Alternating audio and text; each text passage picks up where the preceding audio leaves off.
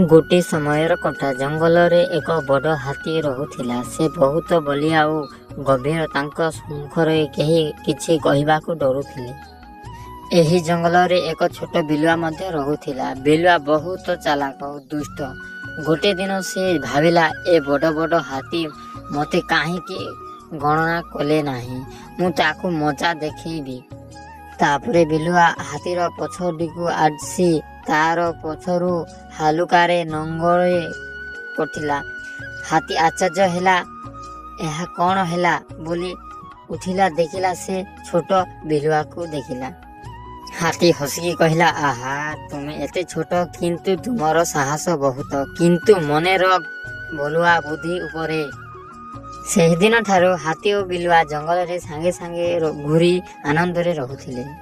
एही गभटू कौन शिखल पिला माने बल बुद्धि और संगात तीनोटी थिले जीवन सुंदर हुए। ए कथाटा बहुत दिन पुराना। जंगल रे गोटे बड़ शक्तिशाली हाथी रहुथिला। से खूब शांत, काहाको किछि क्षति कर नथिला। किंतु एही जंगलर राजा सिंह सदा गर्भरे रहुथिला, मु सबुठु शक्तिशाली। दिने सिंह जलपान करने को नदी कूल को गला। सेठारे हाथी मध्य पानी पीवा को आसीथिला। सिंह कहिला, हे हाथी, यह मोर पानी पीवा जगह, तुमे आउ केउठी को जाओ। हाथी कहिला, भाई नदी सबु कर, एठारे सबु प्राणी पानी पी पारंती। सिंहर गर्भ को यह भल लागिला नाही। से गर्जन करे हाथी को भय देखाइबा को चेष्टा कला, किंतु हाथी भय पाइला नाही। सिंह क्रोधरे हाथी को आक्रमण कला। हाथी तार लंबा सुंड को व्यवहार करी सिंह को धरी जल रे फिंकी देला। सिंह पानी रे पड़ी भिजी गला एवं लज्जित होई ओलाई गला।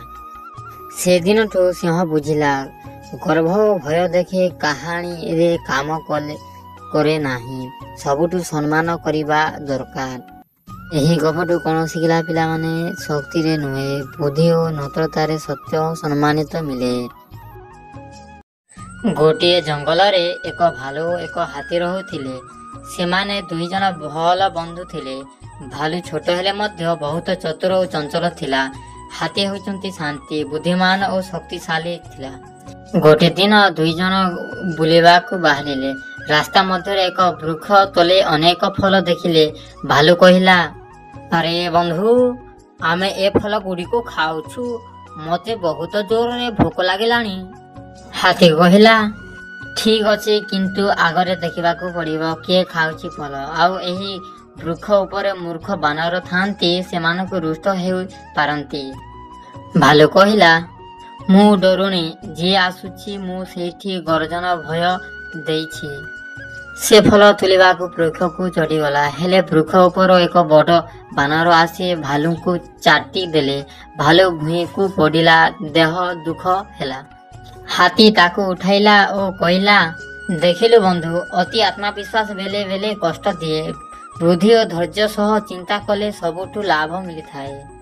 भालू लज्जित हेला और कहिला, मोर त्रुटि पाई क्षमा कर, आगामी रे मु तुम उपदेश मानिबे। एही गपरु कौन शिखिबा को पाइला पिला माने आत्मविश्वास भल, किंतु अति आत्मविश्वास केबे भी करिबा नह। शांति और बुद्धि सहित चलिबा भल। एक दिन जंगल रे बसुथिला बाघ मामू। से प्रतिदिन शिकार करुथिले, किंतु एही दिन ताकू किछि मिलिला नाही। समस्ते पशु जन जन लुचि जाइथिले, काहेकि ना बाघ मामू सबु बेले तांको खाइबा को पाई घुरी बुलुथिले। एभली दुख देखि बाघ मामू भाविले, मु एभली जीवन रे सुख किपरि देवी। समस्ते मते डर करंती, मो पाख को आसंती नाही। मो मित्र बनेई पारिबी नाही, खाली शिकार एकापना। से आँखि छुई जल झरेले और गछ तले बसी गला। एई बेले गोटे बिलुआ तांको पाखरे आसी पचारिला, बाघ मामू, आपण एभली दुख काहिकी? बाघ मामू कहिले, मु एका काहा सह कथा हुए नाही, समस्ते मते डरंती, मु मित्र चाहिले शिकार नुहे। तेबे बिलुआ हसी करे कहिला, ମିତ୍ର ବନିବାକୁ ହେଲେ ଆପଣଙ୍କ ମିତ୍ର ସଦୃଶ ଆଚରଣ କରିବାକୁ ପଡ଼ିବ। ଆପଣ ଯଦି ଆମ ସହ ଭଲ ହେବେ ଆମେ ମଧ୍ୟ ଆପଣଙ୍କ ମିତ୍ର ଭାବିବୁ। ଏକଥା ବାଘ ମାମୁଁକୁ ମନକୁ ଲାଗିଗଲା। ସେ ଦିନଠୁ ସେ ଆଉ କାହାକୁ ଶିକାର କଲେନି। ଜଙ୍ଗଲ ମଧ୍ୟରେ ତାଙ୍କୁ ଦେଖି ସମସ୍ତେ ଆଉ ଡରିଲେନି। ବାଘ ମାମୁଁ ଏବେ ଖୁସି ଥିଲା କାରଣ ସେ ମିତ୍ର ବନେଇଥିଲେ। ଏହି ଗପରୁ ଆମେ କ'ଣ ଶିଖିବାକୁ ପାଇଲା ପିଲାମାନେ? ମିତ୍ରତା ପାଇଁ ଦୟା ଓ ଭଲ ବ୍ୟବହାର ଦରକାର। ଡର ଦେଖେଇଲେ ମିତ୍ର ମିଳେ ନାହିଁ।